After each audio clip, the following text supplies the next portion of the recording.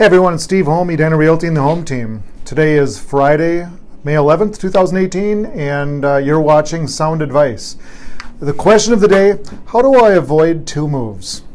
That is a good question, and one that many of us, most of us, we want to avoid, right? Moving is expensive and difficult, so how do I sell my home, buy a home, and make the move without having to move twice?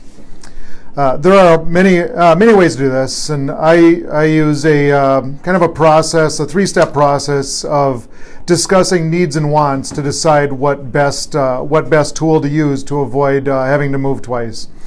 Probably 99% of my clients do not move twice. Where trying to coordinate moving dates gets difficult is when you're building. New construction can be challenging. Many builders will entertain a contingent offer, but some of them will not break ground until you remove your contingency. So you're almost assured that you're going to have to move twice in those cases. Primarily, the ways to avoid having to move twice are negotiating a long close date.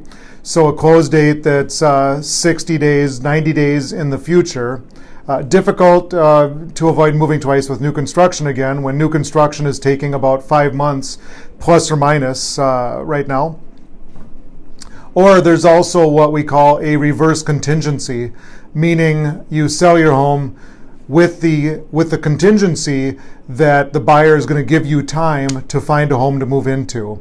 Or as a buyer, you make a contingent offer, meaning you buy the home contingent upon selling your home.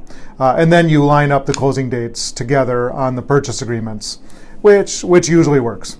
So there you have it. There's some avoiding two moves sound advice. Stay tuned and watch next week for another edition of Sound Advice. Thanks for joining me, and we'll see you online.